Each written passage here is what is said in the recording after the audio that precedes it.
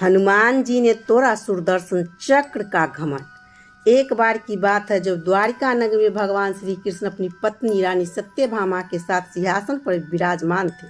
उनके ऊपर आकाश में गरुड़ और सुदर्शन चक्र मंडरा रहे थे। उसी समय रानी सत्यभामा ने श्री कृष्ण से एक प्रश्न पूछा, प्रभु, जब आपने त्रेता युग में श्री राम के रूप में अवतार लिया था और माता सीता आपकी पत्नी बनी थी, तो क्या वह हमसे सुंदर थी?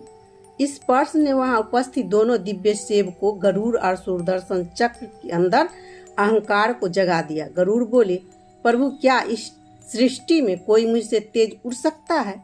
सुदर्शन चक्र भी पीछे न रहा, उसने भी बोला, मैंने हर युद्ध में आपकी रक्षा की है प्रभु, मुझसे नहीं लगता कि कोई मुझसे अधिक शक्तिशाली है। भगवान श्री कृष्ण मुस्कुराए। उन्होंने समझ लिया कि अब समय आ गया है कि उनके प्रिय सेवक को विनम्रता का पाठ पढ़ाया जाए। उन्होंने गरुड़ से कहा, तुम जाओ और महाबली हनुमान को द्वारिका आमंत्रित करो। उनसे कहना कि श्री राम और माता सीता उनकी प्रतीक्षा कर रहे हैं। फिर श्री कृष्ण ने स्वयं श्री राम का रूप धारण किया और रानी सत्यभामा से कहा कि वे माता सीता का रूप ले। उन्होंने सुदर्शन चक्र को आज्ञा दी कि वह महल के द्वार पर पहरा दे और किसी को भी अनुमति के बिना भीतर न आने दे। गरुड़ तुरंत आकाश मार्ग से उड़कर हनुमान जी के पास पहुंचे। उन्होंने कहा, हे पवन पुत्र, प्रभु श्री राम और माता सीता द्वारिका में आपकी प्रतीक्षा कर रहे हैं। मेरी पीठ पर सवार हो जाइए, मैं आपको शीघ्र ही वहां पहुंचा दूंगा। हनुमान जी ने मुस्कुराए या बोले, आप जाइए गरुड़ देव, मैं स्वयं ही वहां आ जाऊंगा। गरुड़ मन ही मन सोचने लगे, हनुमान जी अब वृद्ध हो चुके हैं, इतनी तेज गति से कैसे पहुंच पाएंगे? वे समझ गए कि सबसे पहले मैं पहुंचूंगा। लेकिन जैसे ही गरुड़ द्वारिका पहुंचे, वे यह देखकर स्तंभ रह गए कि हनुमान जी तो पहले से ही वहां प्रभु के चरणों में उपस्थित थे।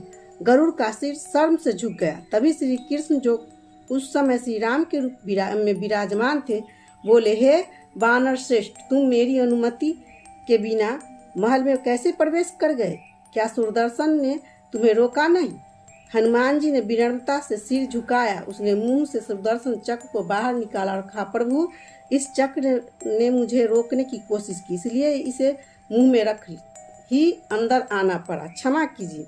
श्री राम मंद मुस्कुराने लगे। यह देखकर सुदर्शन चक्र का भी घमंड चूर चूर हो गया।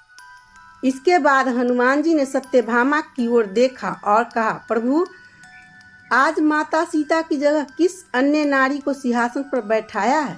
यह सुनते ही रानी सत्यभामा को अपने सौंदर्य पर किए गए गर्व का एहसास हो गया और वह भी लज्जा से सिर झुका ली। इस प्रकार सुदर्शन चक्र और गरुड़ और सत्यभामा तीनों का अहंकार प्रभु की लीला के समक्ष विलीन हो गया।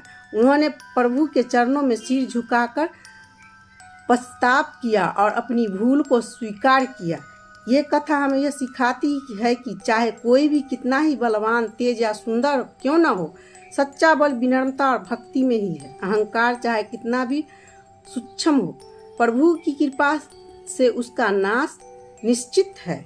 जय श्री राम, जय जय।